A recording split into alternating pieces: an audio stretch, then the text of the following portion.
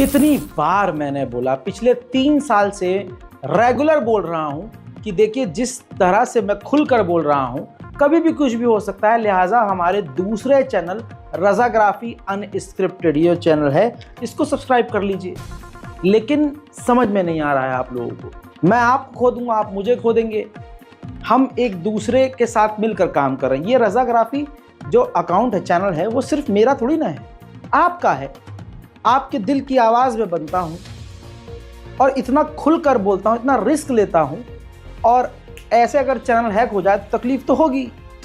जितना मेरा नुकसान है उतना आपका भी नुकसान है। एक आपके दिल की बात बोलने वाला एक चैनल गायब हो जाए तो मुझे यकीन है कि आप लोगों को अच्छा नहीं लगेगा। गुजारिश है आपसे एक बार फिर से, जैसे तैसे हमारा ये चैनल वापस आ तो गया, लेकिन इससे आपको और मुझे एक सबक मिला है, कभी भी कुछ भी हो सकता है। लिहाजा रज़ाग्राफी अनस्क्रिप्टेड मेरे दूसरे चैनल को सब्सक्राइब कीजिए और ये रज़ाग्राफी_ऑफिशियल जो मेरा इंस्टाग्राम अकाउंट है, इसको भी फॉलो कर लीजिए। और आपसे कहता हूँ, ये मेरा ट्विटर अकाउंट है रज़ाग्राफी प्रेस जीवी, इसको फॉलो कीजिए अगर आप ट्विटर यानी एक्स यूज़ करते हैं तो।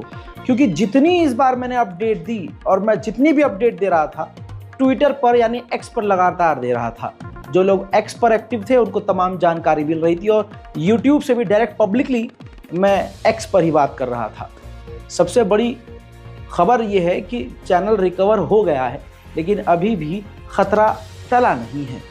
यूट्यूब बैकएंड में हमारे चैनल पर काम कर रही है, हमारे चैनल पर कई सारी चीज़ें नहीं चल रही हैं। फिर भी आप लोगों का बहुत बहुत शुक्रिया कि आपने ट्विटर पर जिन लोगों ने लिखा, एक्स पर जिन लोगों ने #BringBackRazzaGrafi लिखा, उसका ये असर है। लोग इंस्टाग्राम पर या कहीं और लिख रहे थे, उससे फ़ायदा नहीं है। ट्विटर पर जिन लोगों ने लिखा, एक्स पर जिसने लिखा, उसका ये रिजल्ट हुआ कि हड़बड़ी मच गई यूट्यूब के अंदर। यूट्यूब टीम तुरंत एक्टिव हो गई कि ये कोई बहुत बड़ा चैनल है। जब हमारी कंप्लेंट इधर से जाती है और वो जब चेक करते हैं कि हाँ चैनल काफ़ी बड़ा है, और उन्होंने एक्सेप्ट किया कि चैनल हमारा हाईजैक हुआ। बहरहाल जैसा भी है, अब आपके सामने मैं खड़ा हूँ यहाँ पर। आप लोगों से गुजारिश है हाथ जोड़कर कि हमारे रज़ाग्राफी अनस्क्रिप्टेड चैनल को सब्सक्राइब जरूर कीजिए और सोशल मीडिया पर ज़्यादा से ज़्यादा जुड़िए। हज़रात मोहतरम, पिछले 24 घंटे में बहुत कुछ हुआ है भारत में।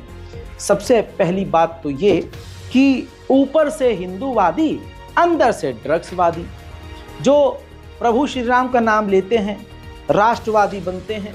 आप उनको देखते हैं कि वही जो प्रभु श्री राम का नाम लेते हैं, अभी हाल फिलहाल में आपने देखा कि वही राम जी का नाम लेने वाले दंगा कराने के लिए अपनी गणेश जी की मूर्ति को तोड़ देते हैं, अपने ही मंदिर में मीट डाल देते हैं, गोश्त के लोथड़े डाल देते हैं ताकि इलाके में तनाव पैदा हो। ये होते हुए आपने देखा है। इसके अलावा यही जो सोशल मीडिया पर देशभक्त बनते हैं, वही देश से गद्दारी करने वाले लोग निकलते हैं। एग्जाम्पल के तौर पर वो DRDO का ये व्यक्ति आपको याद होगा, जिसने भारत की तमाम सीक्रेट मिसाइलों की जानकारियां लीक कर दी, आज ये गिरफ्तार है। इसके अलावा जो बाइकॉट की बात करते हैं मुसलमानों की, इसके अलावा जो बात करते हैं राष्ट्रवाद की, और ख़ासकर ड्रग्स के खिलाफ जो बोलते थे, सबसे बड़े ड्रग पैडलर वही निकले। याद होगा अभी कुछ वक्त पहले गुजरात के अंदर करोड़ों रुपये की ड्रग्स का रॉ मटेरियल पाया गया। गुजरात ATS और तमाम सिक्योरिटी टीम एक्टिव हो गई कि इतनी भारी मात्रा में अंधाधुंध ड्रग्स गुजरात में क्या कर रहा है। इज दिस गुजरात मॉडल हमारे मोदी जी का? अरे ये कौन है जो मोदी जी को बदनाम कर रहा है? पता क्या चला कि जिस विकास की बात कर रहे थे मोदी जी, वो विकास पूरे भारत में ड्रग्स का विकास कर रहा था। नाम है विकास आहिर, जो बीजेपी का और ABVP का नेता है। बीजेपी के बड़े नेताओं के साथ, योगी आदित्यनाथ जी के साथ करीबी संबंध है। ये तस्वीर देखिए, बड़ी खूबसूरत तस्वीर है। माननीय योगी आदित्यनाथ जी के साथ ये 5 इंच झुककर जो हाथ मिला रहा, गुलाब का फूल और गुलदस्ता दे रहा है, ये हिंदुत्व का चेहरा बीजेपी का नेता विकास आहिर है, जिसको गुजरात पुलिस ने गिरफ्तार किया है। अगली इन 3 तस्वीरों में देखिए, ये वही शख्स है जो शाहरुख खान के घर की नीलामी कर शाहरुख को सड़क पर लाकर भीख मंगवाने जैसे ट्वीट करने वाला हिंदू धर्म का रक्षक विकास आहिर है। इसको पुलिस ने ड्रग्स बेचने के मामले में गिरफ्तार किया है। पुलिस का आरोप है कि विकास आहिर अपने आइसक्रीम पार्लर के जरिए ड्रग्स की बिक्री करता था और सूरत के शहर में विकास के पास 6 आइसक्रीम पार्लर हैं और उन 6 के 6 आइसक्रीम पार्लर के जरिए ये हिंदूवादी विकास आहिर, मुसलमानों के खिलाफ जहर उगलने वाला विकास आहिर ड्रग्स सप्लाई कर रहा था। विकास आहिर के रिश्तों को जब हमने करीब से खंगाला तो इसका संबंध सीधा एल्विश यादव से मिला। एल्विश यादव पहले से ही रेव पार्टी ऑर्गेनाइजर रह चुका है। इसके ऊपर एल्विश यादव के ऊपर दर्जनों केस पहले से हैं। सीबीआई इंक्वायरी हो रही है। ये सांप का जहर वाला नशा बेचने में भी एल्विश यादव पाया गया है। ऐसे में एक ड्रग पैडलर विकास आहिर का एल्विश यादव का इतना करीबी होना संकेत कर रहा है कि एल्विश यादव और ये मिलकर कुछ खतरनाक काम कर रहे थे। ये जांच का विषय है और हमें अपनी देश की न्यायपालिका, सिक्योरिटी टीम और हमारी जो पुलिस इन्वेस्टिगेशन टीम है, सीबीआई है, क्राइम ब्रांच है, उस पर आंख बंद करके भरोसा है कि इसकी जांच जरूर करेगी, ताकि पता चले कि हमारे देश में मोदी जी और योगी जी की इतनी मेहनत के बावजूद, इतनी रोकथाम के बावजूद उन्हीं के आस्तीन में पल रहे ऐसे सांप कैसे पूरे देश के युवाओं को ड्रग खिलाकर, ड्रग का आदी बनाकर बेकार कर रहे हैं। मेरे दोस्तों, विकास आहिर जैसे लोगों को देखकर आप एग्जाम्पल सेट कर सकते हैं। ये बंदा एग्जाम्पल है। आज जो हिंदूवादी और देशभक्ति वाले ट्वीट कर रहे हैं और सोशल मीडिया पर लिखते हैं, असल में वो क्या होते हैं। इसके पुराने कुछ ट्वीट दिखा देता हूं। पहला ट्वीट आपके सामने है। महाराजा के नेतृत्व में यूपी में ड्रग माफिया के खिलाफ निर्णायक जंग जारी है। नशे के अवैध कारोबार को समूल नष्ट करने में महाराज की पूरी प्रतिबद्धता के साथ अग्रसर है। योगी model against crime. Yogi Yogi चिल्लाने वाला ये व्यक्ति और ड्रग्स के खिलाफ बोलने वाला यही हिंदू व्यक्ति गुजरात को पूरी तरह से ड्रग्स में डुबा कर बैठा है। दूसरा ट्वीट देखिए। योगी सरकार को सपोर्ट करता हुआ ये लिखता है कि योगी सरकार ने ड्रग माफिया समेत अपराधियों के विरुद्ध अभियान चलाया, जिससे अपराधियों के मन में खौफ पैदा हुआ। लेकिन विकास आहिर के मन में खौफ पैदा नहीं हुआ। उसे ये क्लियर हो गया कि जब हमारा देश का प्रधानमंत्री खुल्लम खुल्ला झूठ बोल सकता है तो मैं भी खुलकर झूठ बोल सकता हूं। ड्रग के खिलाफ बोलकर ड्रग्स का ही काम कर सकता हूं। एक और ट्वीट देखिए। ड्रग माफियाओं के काल योगी जी। ये योगी योगी करने वाला व्यक्ति, ये हिंदूवादी व्यक्ति कितना बड़ा धोखा खुद योगी जी को दे रहा था। योगी जी आज खुद सकते में होंगे। हजरात मोहतरम, ताजा तस्वीर में इस इबलीस को देख सकते हैं। यही वो विकास आहिर है जो भारत में रामराज लाने की बात कर रहा था, जो भारत में विकास की बात कर रहा था। बीजेपी का ये नेता, बीजेपी का सपोर्टर। एक और ट्वीट इसका दिखाता हूं। हक ले, चाहे तू सिक्योरिटी ले ले या कुछ भी कर ले, पठान चलने वाली नहीं है, न चलने देंगे। बाइकॉट पठान। जी हां, ये उसी अंध भक्तों की मंडली का एक कीड़ा है जो दिन रात मुसलमानों के खिलाफ काम करता है और असल में ये एक बड़ा क्रिमिनल है। योगी जी की टोली और मोदी जी की टोली में ऐसे ही अंधभक्तों और नेताओं की कमी नहीं है। विकास आहिर को इस वक्त गुजरात पुलिस ने कामयाबी से गिरफ्तार कर लिया है। यह है गुजरात पुलिस के सीनियर ऑफिशियल का बयान। 21 जुलाईના રોજ સુરત શહેર એસઓજી પોલીસ તરફથી એવા એક બાતમી આપણને મળી હતી કે એક રાજસ્થાનના એક વ્યક્તિ છે જો અહીંયા આવ્યા છે એમડી ડ્રગ્સ સપ્લાય કરવા માટે।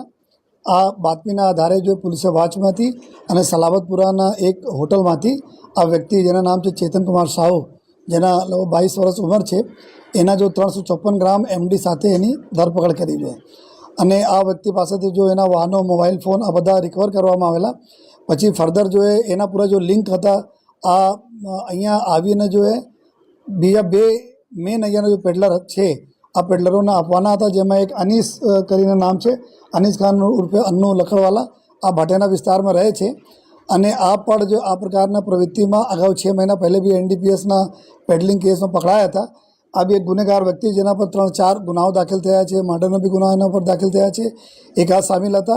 અને બીજા એક આરોપી છે જેના નામ છે વિકાસ આહિર. આ બી એના ઉપર બી અહીંયાના હિસ્ટ્રી સીટર અને ક્રિમિનલ વ્યક્તિ છે અને 6 જેટલા ગુનાઓ એના ઉપર બી દાખલ થયેલા છે. જો આ બંનેને બી ધરપકડ કરવામાં આવી છે. કુલ 3 આરોપીઓની ધરપકડ કરવામાં આવી છે. સાથોસાથ બીજા એના जो 7 आरोपी है बीजा क्यांथी और कौन को साथ संकળાયેલા છે એના ઉપર તપાસ ચાલू છે. विगत એવું છે कि आप वहीं योगी सरकार को भी सुप्रीम कोर्ट ने जोरदार तमाचा जड़ दिया है. जहां योगी सरकार अपने आप को संविधान से ऊपर और सबका माई बाप समझ रहे थे, सुप्रीम कोर्ट ने एक बार फिर से उनको झकझोरकर याद दिलाया है कि सुनो बेटा, तुमसे ऊपर हम बैठे हैं. APCR, जी हाँ, ये एक ऐसी संस्था है जो अल्पसंख्यकों के लिए, मुसलमानों के लिए आवाज उठा रही है.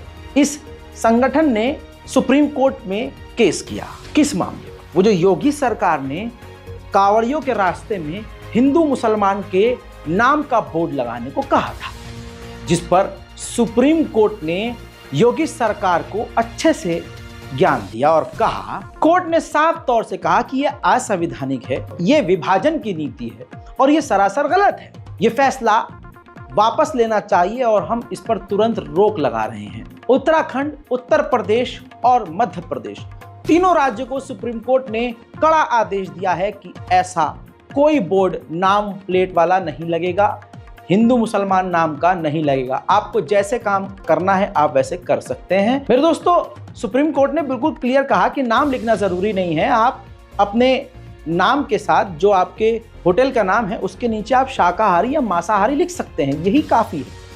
हजरात मोहतरम, योगी सरकार की नीयत पर क्लियर कट जो शक था एक तरह से सही साबित हो रहा था कि इससे हिंदू मुसलमान और ज़्यादा होगा. और बाबा जी तो बाबा हैं, वो क्यों नहीं करेंगे हिंदू मुसलमान. बहरहाल, अब आपको बता दूं कि सुप्रीम कोर्ट ने सीधा साफ इनकार कर दिया है कि ऐसा आपको नहीं करना है. APCR के जनरल सेक्रेटरी नदीम साहब को आप सुनना पसंद करेंगे और इस संगठन को ज़रूर सपोर्ट करेंगे. Association for protection of civil right APCR की तरफ से हम लोग उत्तर प्रदेश और उत्तराखंड में जो कांवड़ यात्रा के रूट में पड़ने वाली दुकानों, ठेलों और फलों की दुकान पे जो नाम या नेम प्लेट लगाने का आदेश था, उसके खिलाफ हम लोग सुप्रीम कोर्ट गए थे. आज सुप्रीम कोर्ट ने सोमवार को उत्तर प्रदेश सरकार और उत्तराखंड सरकार और मध्य प्रदेश सरकार की इस नफरत और विभाजनकारी पॉलिसी के खिलाफ रोक लगाई है और उन्हें अंतरिम आदेश आने तक ये नाम लगाने या नेम प्लेट लगाने का जो आदेश था उसको खारिज किया गया है. और इससे हम सब का विश्वास जुडिशरी में बढ़ा है और कोर्ट ने यह बात तय कर दी है कि लॉ एंड ऑर्डर को सही करने के मामले में या लॉ एंड ऑर्डर के नाम पर नफरत और विभाजन की जो राजनीति है उसको बढ़ावा नहीं दिया जाएगा. और हम सब का सुप्रीम कोर्ट के इस फैसले से ये विश्वास बढ़ा है कि सरकारें अगर नफरत फैलाएंगी तो उनको रोकने के लिए हमारे पास इंस्टीट्यूशंस हैं जो इस विभाजन और नफरत की राजनीति को रोकेंगे और लॉ एंड ऑर्डर को सही और सुचारू तौर से लागू करेंगे. धन्यवाद. मेरे दोस्तों, अब मैं आपको जज जो स्टेटमेंट दे रहे थे, जिन्होंने ये फैसला सुनाया है, उनकी एक बात बताता हूँ. उन्होंने स्टेटमेंट के दौरान एक बात कही. उन्होंने कहा कि जब मैं केरल में था तो मैं हिंदू होटल में भी खाना खाने जाता था और मुसलमान होटल में भी, लेकिन ज़्यादातर मैंने मुस्लिम होटल में जाकर खाना खाया. क्यों? क्योंकि मुस्लिम होटल में सफाई ज़्यादा होती थी. वही बात आ गई जो 4 दिन पहले मैंने कही थी कि मुसलमान के यहाँ बैठकर पेशाब भी करते हैं ना, तो धोते हैं, साबुन से हाथ धोते हैं, हक के दीवार पर रगड़ कर उठ नहीं जाते, हक के कागज से पोंछ नहीं लेते. हमारे यहाँ सफाई सबसे ज़रूरी है. इस्लाम में नजिस और पाक है, बाकी किसी भी धर्म में नजिस और पाक का कोई कंसेप्ट नहीं है. यही बात दर्शाती है जो जज ने बोला कि हाँ, सभी को सफाई पसंद है. एक बार फिर से तमाम मैं अपने हिंदू भाइयों से कहूँगा, आइए नफरत मिटाते हैं और सफाई जहाँ ज़्यादा हो वहीं खाना खाते हैं. सुप्रीम कोर्ट ने जोरदार तमाचा जड़ तो दिया, लेकिन इसकी जड़ को सुप्रीम कोर्ट ने छोड़ दिया. इसकी जड़ें काफ़ी गंदी हैं और काफ़ी गहरी हैं. बाबा भागेश्वर धाम वाले ने भी आपत्तिजनक बयान देते हुए इसी हिंदू मुस्लिम कम्युनल एंगल को प्रमोट करने के लिए अपने भाषण में, जिनके भाषण को करोड़ों लोग सुनते हैं, साफ तौर से उन्होंने कहा कि नेम प्लेट लगाने में कोई आपत्ति नहीं होनी चाहिए, पता चलना चाहिए राम वाला कौन है और रहीम वाला कौन है। सुनिए। धाम पर अपनी दुकान के बाहर नेम प्लेट जरूर लगाएं, ताकि ये पता लगे कि राम वाले कौन है और रहमान वाले कौन है। हमें ना राम से दिक्कत है ना रहमान से दिक्कत है, हमें कालनेमियों से दिक्कत है। इसलिए नाम बताने में कोई दिक्कत नहीं है। आप जो हो वो अपनी नेम प्लेट पर बाहर टांग दो, ताकि आने वाले श्रद्धालुओं का धर्म भ्रष्ट ना हो। ये हमारी आज्ञा है। बागेश्वर धाम के सभी दुकानदार 10 दिन के अंदर नेम प्लेट टंगवा लें, नहीं तो इसके आगे विधिक कार्रवाई धाम समिति की तरफ से कानून को साथ में लेकर कानून को ज्ञापन, प्रशासन को ज्ञापन दिया जाएगा, फिर बाद में मत कहिएगा। धन्यवाद। जय श्री राम। गुरुजी, अब उम्मीद करता हूं कि सुप्रीम कोर्ट ऐसी जड़ों पर भी कार्रवाई करेगी और खास करके बाबाओं को ऐसे जो आपत्तिजनक बयान देते हैं, चाहे वो मुल्ला क्यों ना हो, मौलवी क्यों ना हो, अगर कोई भी विभाजनकारी नीति को प्रमोट कर रहा है, हाथ जोड़कर मेरी सुप्रीम कोर्ट न्यायपालिकाओं से निवेदन है, कार्रवाई करें, चाहे वो कोई भी हो। मुसलमान 2 मिनट सड़क पर ईद पर नमाज पढ़ लें तो बहुतों के पेट में तकलीफ होती है और वो उनको आतंकवादी नजर आते हैं। हमारे प्यारे कावड़िए जब सड़क पर निकलते हैं तो पूरा देश आधे रोड पर चलता है। क्या कर सकते हैं, लेकिन किसी को आपत्ति नहीं होती है, क्योंकि हम मुसलमान बहुत बड़े दिल वाले हैं। हम किसी को तकलीफ होने नहीं देना चाहते। हम चाहते हैं अच्छा आपका मजहबी प्रोग्राम है, मोस्ट वेलकम। मुसलमान खुद खड़ा होकर सबील लगाता है, कावड़ियों के पैर दबाता है, कावड़ियों को पानी पिलाता है। ये भारतीय मुसलमान। सुप्रीम कोर्ट के इस बयान के बाद कि कोई भी नेम प्लेट ना लगाए, इसके बाद न जाने क्या हुआ। कई जगह से तस्वीरें ऐसी आ रही हैं जिसमें हमारे प्यारे कावड़िए कई जगह आपत्तिजनक हरकतें करते हुए और तोड़फोड़ करते हुए नजर आए हैं। ये तमाम वीडियो पहले से ही 24 घंटे से ट्विटर पर, इंस्टाग्राम पर मौजूद है। मैं बस इसे मोती की तरह पिरोकर आपको एक माला दिखा रहा हूं कि नफरती माला कौन लेकर हाथ में घूम रहा है, लेकिन इल्जाम अल्पसंख्यकों पर, मुसलमानों पर, दलितों पर, ईसाइयों पर लगता है। मुरादाबाद उत्तर प्रदेश का ये वीडियो देखिए, जिसमें पेट्रोल पंप वाले पर इल्जाम कावड़ियों ने लगाया कि पानी मिलाकर वो पेट्रोल बेच रहे हैं। इसके बाद कावड़ियों ने पेट्रोल पंप पर हमला कर दिया। डीएसपी वहां खुद पहुंचे अपनी टीम के साथ। खबर यह है कि पुलिस अफसरों के साथ भी माननीय और प्यारे शांति दूत कावड़ियों ने धक्का मुक्की की, जिसके बाद डीएसपी ने अपनी जान हथेली पर रखकर कावड़ियों को समझाया, बुझाया, हाथ जोड़ा और मामले को पूरी तरह से कंट्रोल किया। उधर दूसरा मामला मुजफ्फरनगर उत्तर प्रदेश से सामने आया है। हमारे प्यारे शांतिदूत कावड़िए, आप देख सकते हैं, उनको कार से जरा सी किसी को साइड लगी, जिसके बाद तमाम कावड़िए बुरी तरह से भड़क गए। तस्वीर आपके सामने है, गाड़ी को तोड़कर तहस नहस कर दिया। और उसके बाद कार के जो चालक थे वो जब ढाबे के अंदर जान बचा कर गए, तो तस्वीर अब आपके सामने है कि ढाबे के अंदर पुलिस वालों की मौजूदगी में हमारे शांति दूत कावड़ियों की भीड़ ने, मोहब्बत करने वाली इस भीड़ ने जाकर उन कार चालकों को बुरी तरह से पीटा। ये दूसरा मामला। अब तीसरा मामला सुनिए। अब ये आप एनडीटीवी की रिपोर्ट देख सकते, बल्कि मैं काम करता हूँ फुल स्क्रीन पर रखता हूँ। देखिए, हरियाणा के 2 से 4 मोहब्बत करने वाला झुंड कावड़िए गिरफ्तार हुए हैं। ये जो हरियाणा सोनीपत के कावड़िए थे, ये जो हैं वहाँ जाते हैं उत्तराखंड, और उत्तराखंड में जो पार्किंग लॉट के एम्प्लॉय थे उनको अपनी तलवार दिखाते हैं, तलवार से मारने का इशारा करते हैं, जान से मारने की धमकी देते हैं। एनडीटीवी पर रिपोर्ट मौजूद है, जिसके बाद एफआईआर होती है, पुलिस कार्रवाई करती है और उन चारों शांति दूतों को गिरफ्तार किया जाता है। शांति दूत क्या कर रहे हैं और आगे जब तक ये चलेगा ऐसी तस्वीरें आती रहेंगी। लेकिन आइए, तथाकथित आतंकवादी मुसलमान आतंकवादी वो क्या कर रहे हैं, काशी में जो शिव भक्त हैं, जो भोले के भक्त हैं, उनके ऊपर ये आतंकवादी फूल बरसा रहे हैं। स्वागत करते हैं वहां से अपने घर जाके बताया मिलजुल के लोग हिंदू मुसलमान रहते हैं। और हिंदू मुसलमान आज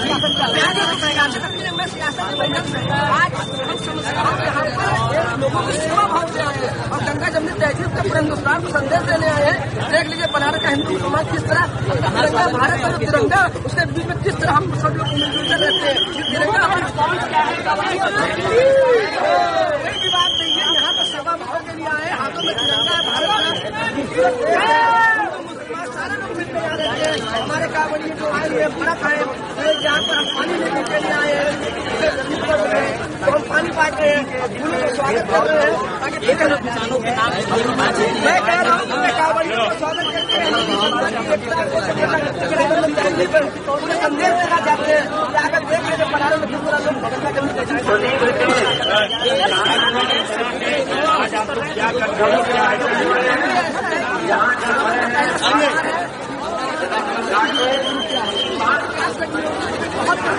उधर जो सेंसिटिव इलाका है नू, वहां के एसपी प्रदीप खत्री बता रहे हैं सेंसिटिव इलाका है इतना खतरनाक, और वहां के हिंदू मुसलमानों ने भाईचारा दिखाया। और वही मैं अपने तंजिया अंदाज में कहूँगा कि तथाकथित आतंकवादी मुसलमानों ने जो हिंदू कावड़िए हैं हमारे भाई, उनके ऊपर फूल बरसाए। ये एसपी साहब खुद कह रहे हैं, भाई साहब सुनिए। अभी आप देख रहे होंगे स्थिति बिल्कुल सामान्य है। दोनों पक्षों का भाईचारे का परिचय दिया है। जहां तक हिंदू समाज की बात, उन्होंने बढ़ चढ़ के भाग लिया है यात्रा में, और मुसलमान समाज ने भी, मुस्लिम समाज ने उनको फूलों की वर्षा करी है। जगह जगह आपने देखा होगा भाईचारे के लिए उन्होंने कैंप लगा रखे थे। तो जो पिछले बार जो घटना हुई वो एक दुर्भाग्यपूर्ण थी। अदरवाइज ये जो एरिया है भाईचारे का की मिसाल है। यहाँ गंगा जमुना की मिसाल का एरिया माना जाता है, और ये पूरा ब्रज क्षेत्र के उसमें आता है। तो यहाँ अभी जहाँ समापन है सिंगार में, तो यहाँ पे बताते हैं आपको कभी उस जमाने में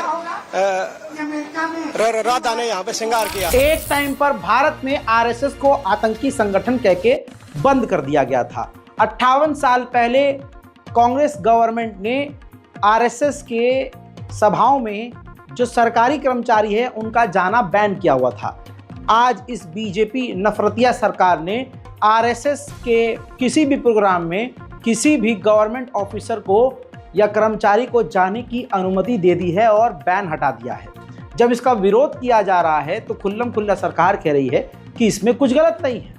सरकारी विभाग में काम करने वाला व्यक्ति बड़े ही आराम से अब बेझिझक आरएसएस के किसी भी नफरतिया, किसी भी हेटफुल प्रोग्राम में शामिल हो सकता है। अब आगे देश में क्या क्या होने वाला है, खतरा बढ़ता जा रहा है। उधर मेरे दोस्तों, मुसलमानों को फंसाना कितना आसान है।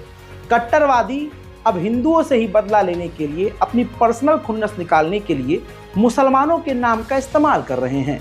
अब इंदौर मध्य प्रदेश का ये मामला है। विश्व हिंदू परिषद के एक बड़े नेता को उन्हीं के दो साथियों ने, एक महिला एक पुरुष, वो औरत क्या करती है, मीरा कदम, वो बुर्का पहनती है। देखिए, बुर्का पहन के हिंदी और उर्दू में धमकी भरा लेटर लिखती है और जाकर चिट्ठी फेंक के आ जाती है। अब जो वीएचपी का नेता है संतोष भाई, वो तो डर ही जाएगा। उर्दू में चिट्ठी आई है, बुर्के वाली फेंक के गई, अब क्या होगा। पहले आप गोदी मीडिया का थोड़ा सा ये बाइट सुनिए। इंदौर के खजराना मंदिर में पिछले दिनों बड़ी संख्या में मुस्लिमों का धर्मांतरण कराने वाले हिंदू नेता को जान से मारने की धमकी मिली है।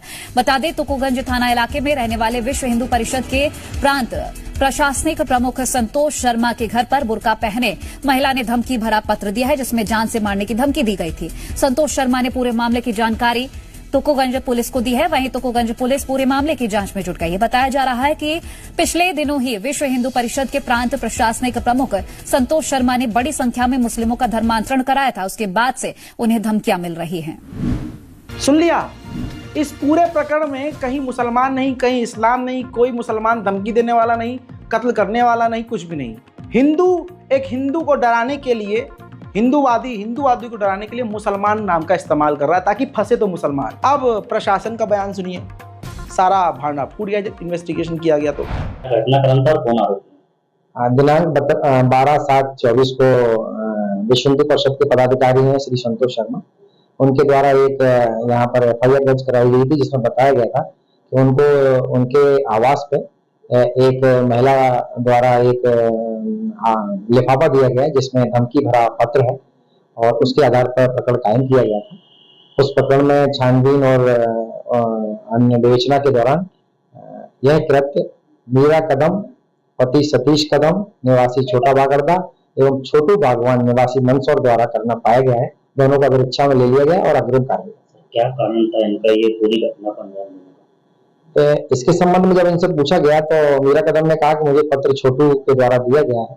इस संबंध में अब आगे उनसे पूछताछ करें। ये छोटू कौन है सर, क्या करता है? ये छोटू और मीरा कदम ये किसी न किसी कार से जुड़े हैं। सर इनका खत में क्या लिखा था और किस तरह की धमकी थी? इस खत में लिखा था कि हम आपको देख लेंगे, तो उर्दू हिंदी दोनों में लिखा हुआ है। ये है भाई साहब आज का विकास। और आज के कट्टरवादी इस तरह से हिंदू जो लोग हैं ज्यादातर मुसलमानों को इस तरह से फंसा और उनको बदनाम कर रहे हैं। उम्मीद कर रहा हूं मैं कि आप आंख नाक कान खुली रखेंगे और इस रिपोर्ट को शेयर करेंगे। मैं हूं रजा और आप देख रहे थे रजाग्राफी। जय हिंद।